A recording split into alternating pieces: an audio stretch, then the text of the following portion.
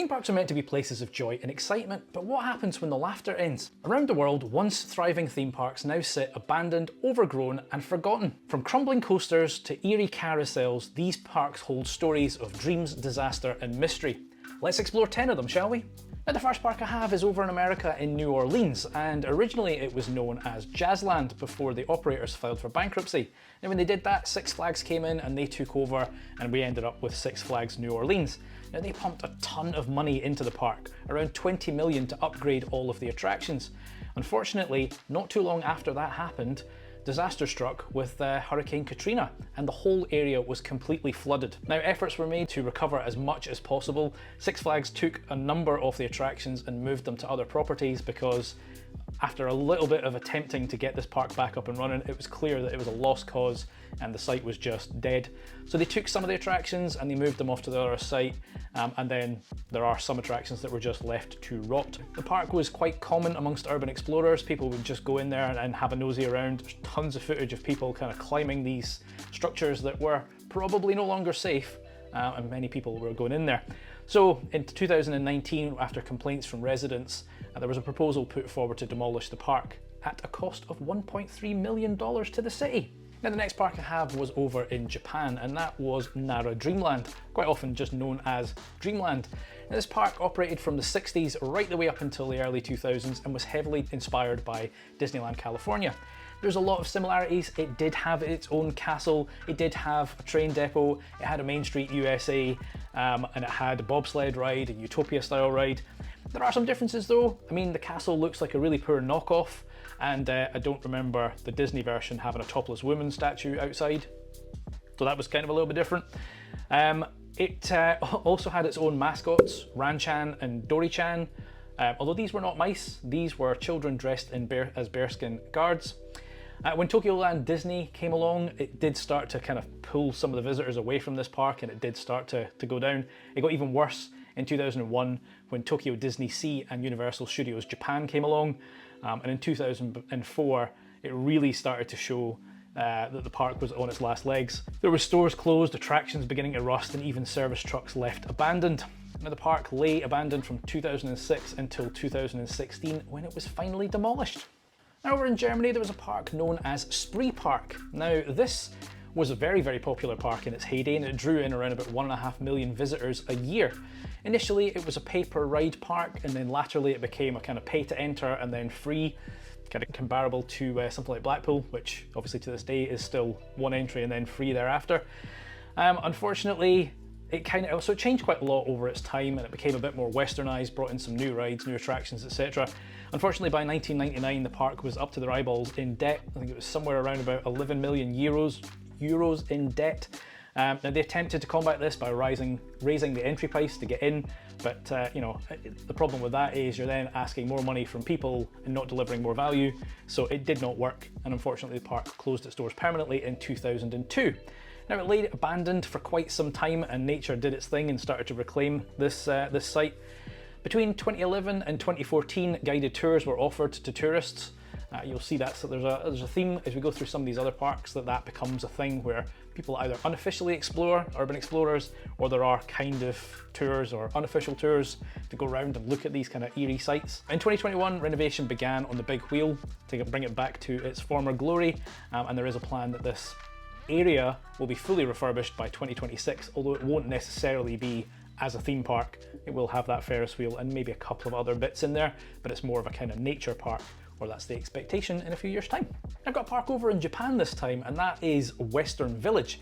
And this is kind of a weird one. It's not quite an amusement park, it was more kind of like a themed park area around kind of, well, Western, it was cowboys and stuff. So they did have some actors doing shows and stuff. They had a ton of kind of cowboy animatronics, which we'll cover in a minute because they get a little bit strange. The owner spent an absolute fortune building a clone of Mount Rushmore, so about a third of the size. So it kind of did have, as I say, it was very much this kind of Western themed, this American themed park. Unfortunately, as is the case with a lot of these, they ran into significant money problems, and that resulted in the park having to close.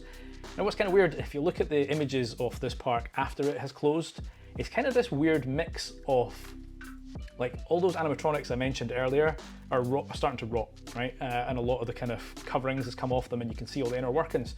So it's kind of this mix between like an old-fashioned Western with some weird futuristic android robotic thing, which is just bizarre. Another thing I did find is there's a well-known Japanese BMX rider who decided to do some stunts through the park. So in amongst this abandoned area, he was just jumping off buildings and doing all sorts of crazy stuff. And the next one's also a very strange one, and it's one you've probably seen some pictures of. And it's over in Ukraine in a place, now I'm probably going to pronounce some of these really badly, so I apologise in advance. Pripyat, something along those lines. This park never even opened, right? That's the bizarre thing about this one. It was planned to open in the early 80s.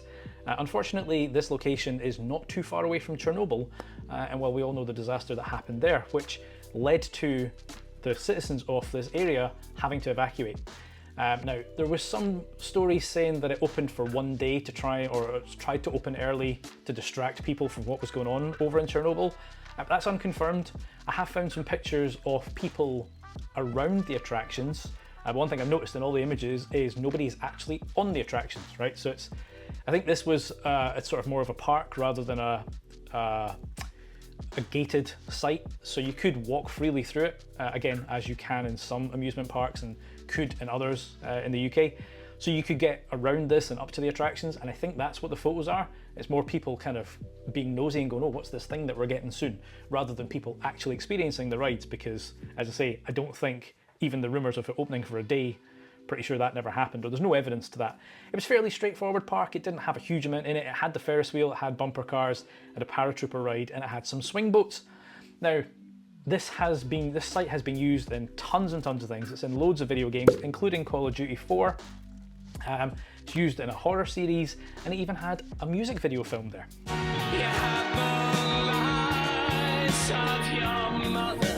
Right, we're about halfway through this list, so as is always the case, if you are enjoying this one, please do hit that like button, and if you want to see more crazy lists like this, make sure you hit subscribe, because there's plenty more to come. Now the next one, if you are from the UK and of a certain age, you'll remember Noel Edmonds, and in particular his house party that used to be on the TV, and he had a little pink friend known as Mr. Blobby. Strange guy that basically just went blobby, blobby, blobby, blobby, blobby, blobby. And so there was Blobbyland. In fact, there was a couple of these, but the main one was Blobbyland, or Crinkley Bottom, because you know that's where the fictitious show was set. So this opened, and it was fairly straightforward. You know, its main attraction was the centre house known as Dunblobbin, and that kind of had all the theming around that. There's some weird animatronics inside and stuff, and apparently locals got quite annoyed because there was a doorbell that when you pressed it, it did the blobby, blobby, blobby, blobby. So all the locals nearby kept hearing this and the theme tune playing, and they were basically demented. So that wasn't particularly popular. It did have some other TV shows, or children's TV shows in there. So there was Noddy, there was The Animals of Farthing Wood, and there was Magic Roundabout. There was like a boat ride, water ride thing that had theming around the Magic Roundabout. Now the park closed a few years later and pretty much lay abandoned, a bit like some of the other ones I've mentioned, and indeed others that I will get onto. It was a popular site amongst urban explorers. You know, they found this abandoned place and started sort of roaming around. Apparently it even had illegal raves in there. So, you know, 90s and all that. And eventually it was completely demolished in 2014. Heading back over to the US, there was a park known as Joyland, and this was in Wichita, Kansas. And now it was the biggest park in that area, and it opened around about the late 40s, I think it was around 1949, and it operated right up until 2006. Now it featured a wooden coaster, which, you know, I've said in other videos, depending on where in the US you are, that can be quite a rare thing, along with 24 other attractions. Now, the park started to decline in early 2004. There was an accident where a girl fell 30 feet off the Ferris wheel. The Ferris wheel had been there since day one, and from what I can gather, pretty much no safety standards had changed in that time. And this accident exposed that, which then started to put a lot of pressure on the park, and ultimately led to its closure. Now, a couple of years later, there was an attempt to rejuvenate the park and bring it back. Another company pumped £10,000 in, they refurbished the wooden coaster, they put new pumps in the water ride, etc. But it didn't actually ever open. So they started putting all this money in and nothing happened. And eventually in 2015, the hurricane ended up badly damaging that wooden coaster, and it had to be torn down. Now there's a park over in South Korea known as Yongma Land. Again, apologies if I've pronounced that really badly, because I probably have. This is a weird one. So it was a family-run park from around about the 80s, and it ran for quite some time, but eventually started to see some stiff competition from other parks, and ultimately it closed its doors. Now, the bit that's kind of strange around this one is that you can still enter this park for a small fee. So I think I mentioned a lot of them, you get urban explorers and you may have some tours. This one, there is currently an operator who owns the property, doesn't operate it as a park, but for a small fee they will let you in to explore. Now there's been tons of other things in there. There's loads of music videos from South Korean bands that are kind of filmed on this site.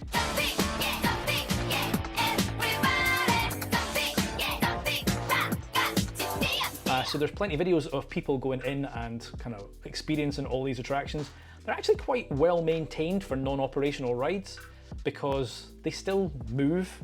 Like there's footage I've seen of people on the pirate boat. Now they have to push it themselves because there's no motor anymore, but it actually does move. So obviously the rust hasn't quite got to the stage where it's kind of a death trap.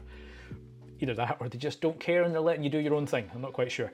But certainly you can get in there and you can experience this park, which is certainly a little bit strange. And it's, of the ones on this list, it's probably the best preserved park that is no longer operational. The next one I'm probably going to butcher again, and that is over in Vietnam, and it's, here we go, Ho Thuy Tien. Something like that. As I say, it's over in Vietnam. Now this was a water park, and another strange one because apparently it opened when it was incomplete. So they hadn't finished building it, but they already opened it. It didn't operate for very long. In fact, I think it was only open for a few months before it completely shut down. And it has this really impressive sort of dragon thing in the center of it, which again, people do get into. It's officially closed off, but more often than not, you can kind of bribe the guard with a small fee and he'll let you in. I mean, you're going in at your own risk, it's unofficial, and it's, a deteriorating property.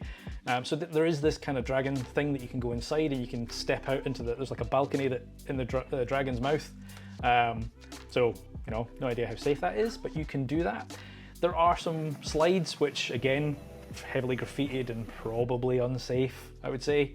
And then weirdly, there's this car that looks like Weasley's car from Harry Potter. Not entirely sure what that's got to do with a water park.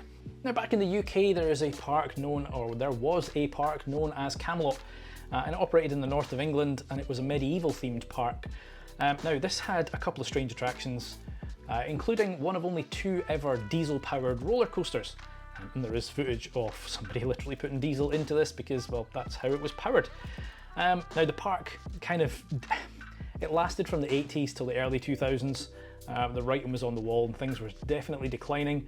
As I say, eventually the park closed its doors, and they managed to sell off a lot of the attractions, so some of them you can still visit in other parks in the UK, but there were a couple of attractions that did not get sold.